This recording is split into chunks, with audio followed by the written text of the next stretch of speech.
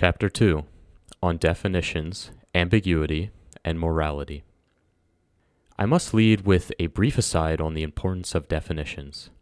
For good or for worse, words often take on many meanings and definitions. To convey a logical argument through words, a certain set of definitions must be applied to those words used. By one set of definitions, the argument could be true. By another set of definitions, albeit the same exact words, the argument could be false. Principally, much rational disagreement stems from a disagreement in definitions. The reason why rational people may disagree on why something is good or bad, or if something exists or doesn't exist, is simply due to a disagreement on what good or bad mean, or what that thing is. If our goal is the truth, given time and evidence, we nearly all will believe the same concepts underlying the arguments we pose. Words are our tools to communicate those concepts. They are our means to communicating the truth. However, we just often fail to use the right words to effectively communicate those concepts. Our existence is complicated, and we are only so well equipped to communicate our understanding of it. This is the danger of using ambiguous terms and words when posing an argument. We may prove an argument by one set of definitions, but imply a fallacious argument by another set of definitions. Definitions are important.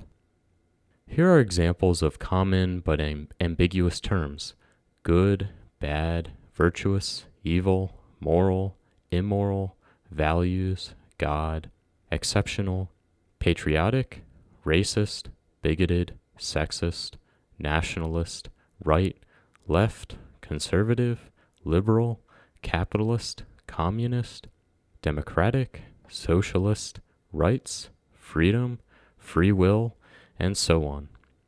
We may all feel strongly about these words, and rightfully we should, but understand that those feelings are personal and not general. We all have our own personal feelings and definitions of such terms to rationalize our beliefs and actions in our own way. However, in order to communicate our beliefs to others, we must seek terminology that we can all agree on rather than disagree on. As such, I don't desire to define these words in my own way, perhaps contrary to what many believe, in order to defend my arguments.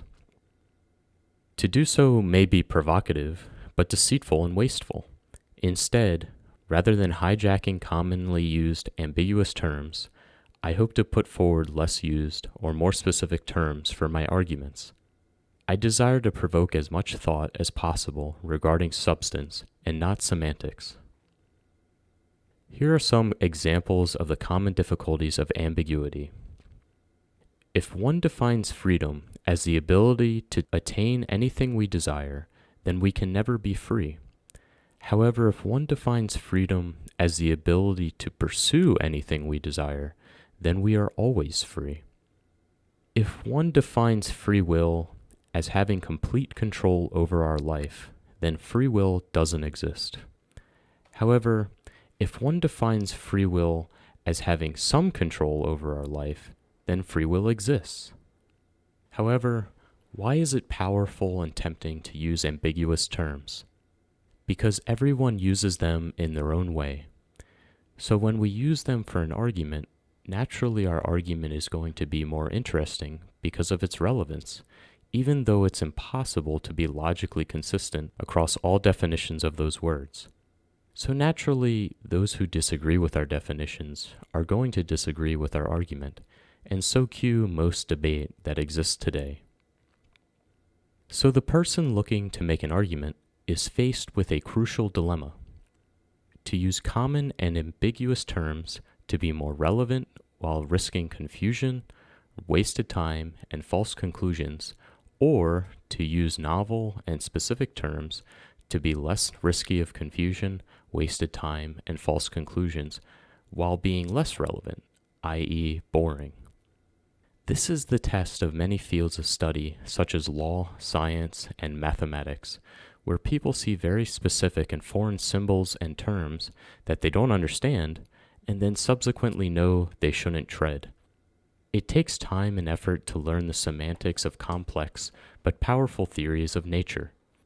Although failing to find meaning in the arguments of those fields, this saves them from making false conclusions from their interpretations because the terms used in those statements hold no personal meaning to them. They find it boring because it is not relevant to them. All I implore to you is when you hear an ambiguous term, don't assume your personal definition of the term.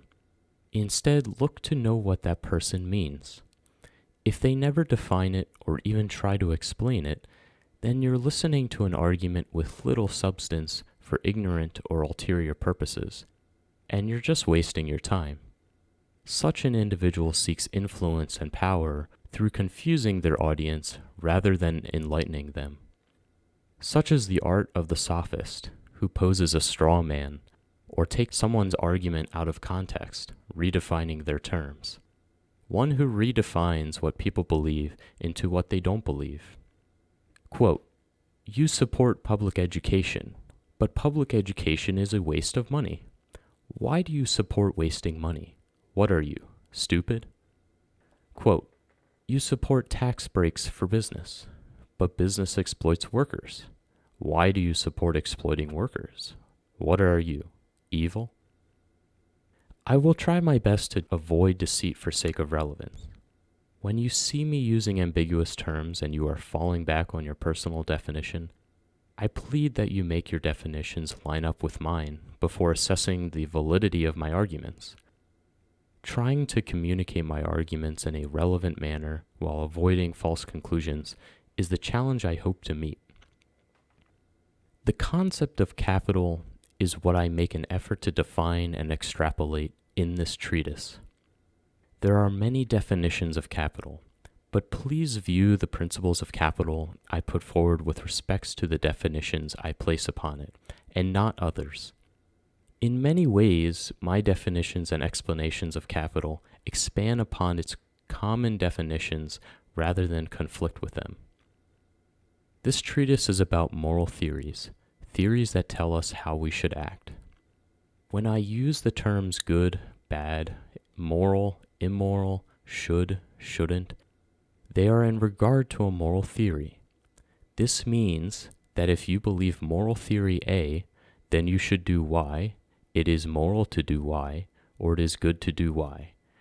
A different moral theory B may suggest Y is immoral, and that you should instead do Z. For the most part, when I use these terms good, moral, and should, they are with regards to the moral theory of the production of capital, as I outline. For this treatise, action is the scope and purpose of morality. Morality is what guides our actions. To speak to differences in morality is to speak to differences in how we should act. How we should act in accordance to the production of capital is outlined in Part 2. I then compare the production of capital to other moral goals and theories in Part 3. I attempt to show how the outcomes of the production of capital can perhaps better map to the outcomes we desire than the outcomes of other moral goals and theories. I believe many current moral theories suggest choices and outcomes that we don't want, and so perhaps the production of capital is a new moral theory that can better map to our desires.